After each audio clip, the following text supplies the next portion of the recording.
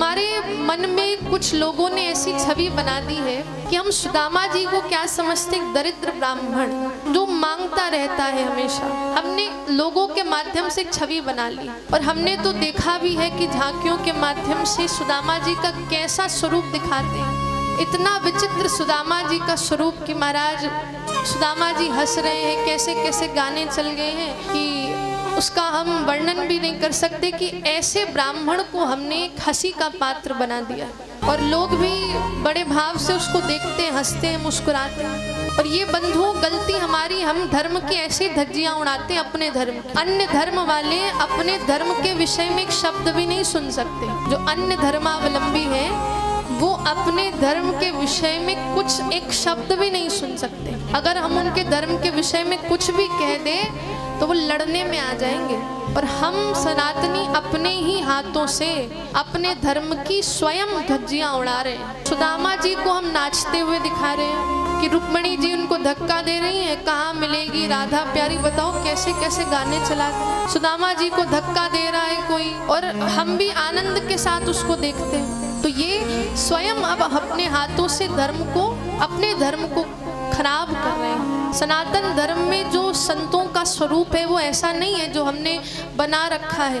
हम अपने ही हाथों से अपने धर्म को बर्बाद करते जा रहे हैं और ये हमारा दायित्व है। कोई और बाहर आकर के अपने धर्म को, सनातन धर्म को नहीं बचाएगा। हमें अपने हाथों से अपने धर्म को बचाना है। और अगर ये सब हो तो आपको उसका खुलकर विरोध करना चाहिए कि नहीं, ये सब नहीं चलेगा। हमारे भगवान क्यों सड़कों पर नाचते, क्यों भोले बाबा भांग लेकर ऐसे नाचते?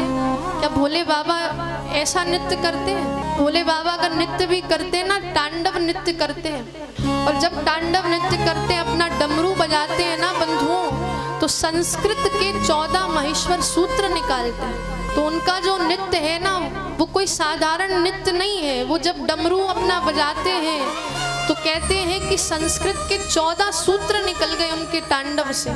और आज जो हम संस्कृत भाषा बोलते हैं ना, वो संस्कृत भाषा का जो मूल है वो शिव जी के डमरू से प्राप्त हुआ है। जो संस्कृत भाषा हमारी देव भाषा है। तो भोले बाबा ऐसे हैं जिन्होंने संस्कृत भाषा को हमें प्रदान किया है। और हम भोले बाबा को किस रूप में देख रहे हैं? जो भैया भांग लेकर बस मुड़ा रहे हैं, नाच रहे हैं, ये भोले बाबा है। और हम भी आनंद के साथ बहुत एंजॉय भी करते हैं उस नृत्य को।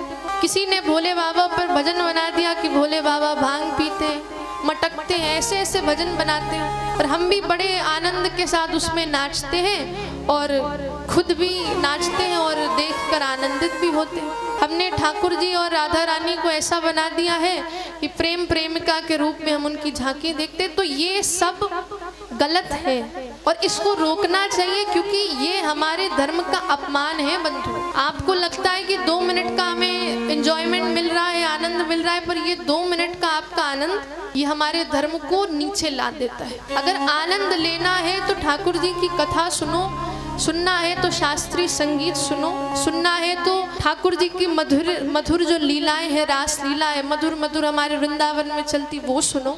तो सुनना हमको क्या है? जो हमारे धर्म को आगे बढ़ाए। हमें वो देखना नहीं है जो धर्म को नीचे गिराए।